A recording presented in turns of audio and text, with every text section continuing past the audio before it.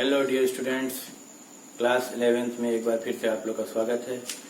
आज हम आप लोग को त्रिकोणीय फलन में कुछ और नए फार्मूले और आगे के बारे में बताएंगे। लेक्चर नंबर 3 ये हमारा होगा। पहला फार्मूला देखते हैं कि दो कोणों के अंतर व योग। पहला उसमें फार्मूला है कि साइन ए प्लस बी, दो कोणों के योग और अंतर। तो सबसे पहले योग कर लेते हैं। साइन ए प्लस बी बराबर फार्मूला होता है sine A cos B plus cos A sine B. इस एक में हम चार पार्ट बनाते हैं। अगर साइन ए माइनस बी हो तो कुछ करना नहीं है, साइन ए कॉस बी और कॉस ए साइन बी।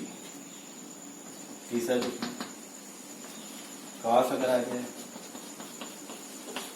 तो ये हो जाता है cos A cos B, plus होने पे माइनस हो जाता है साइन ए साइन बी। और चौथा फॉर्मूला ए माइनस बी अगर है तो कॉस ए कॉस बी और माइनस होने पे प्लस हो जाता है साइन ए साइन बी।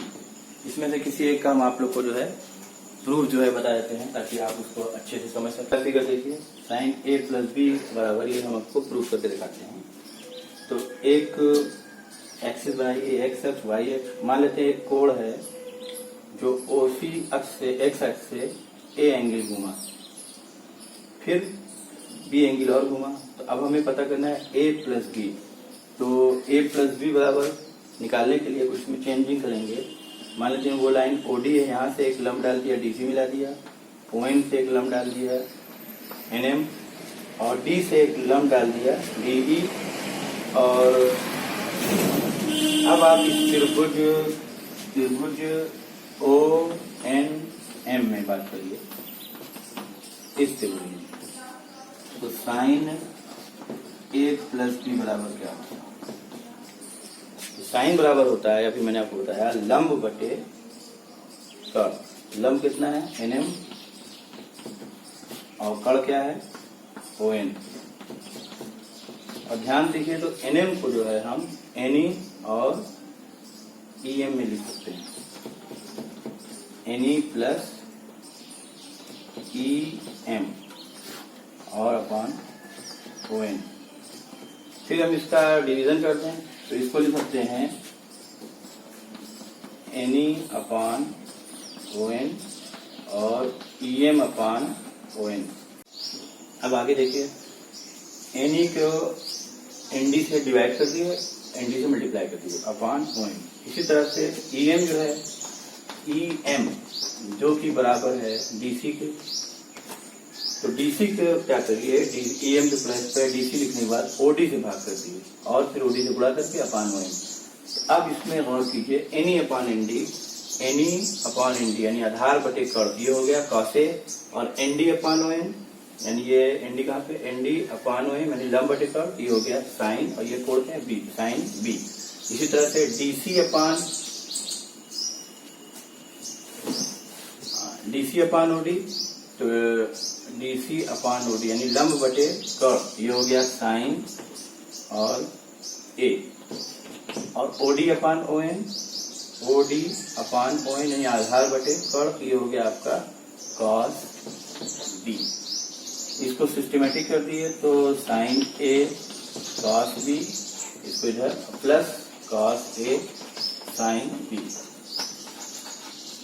प्रूफ।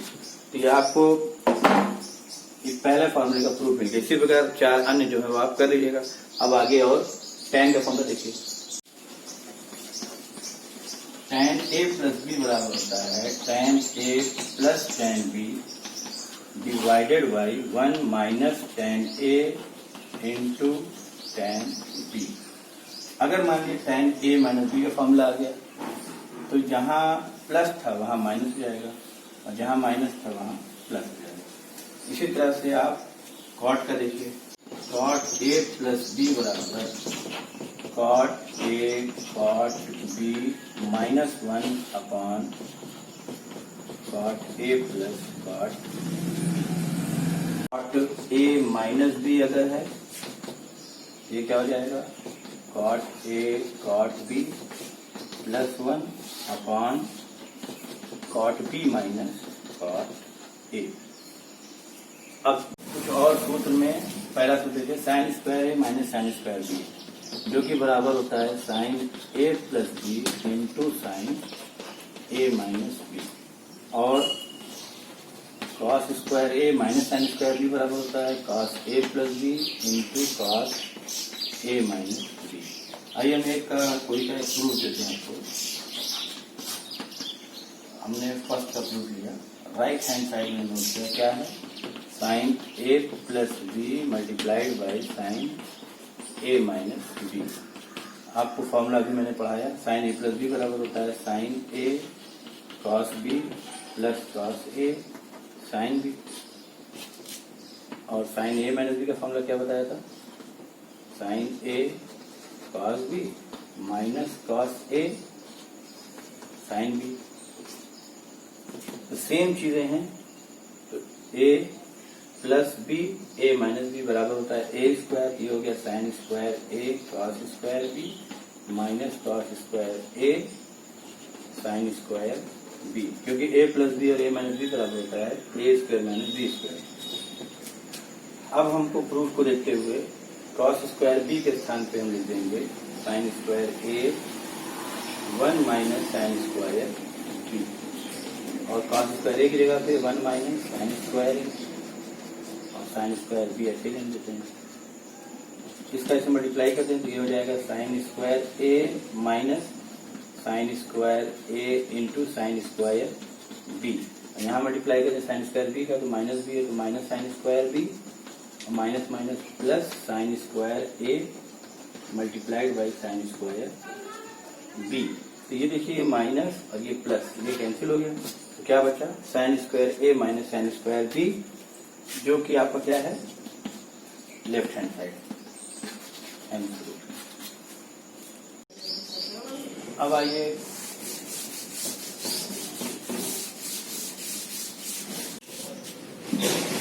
पहला सवाल देखिए, मान लिया आपको साइन 75 डिग्री का मान निकालना है, तो ए प्लस बी के फॉर्मूले का इस्तेमाल करेंगे। साइन 75 को लिख सकते हैं साइन 45 प्लस 30।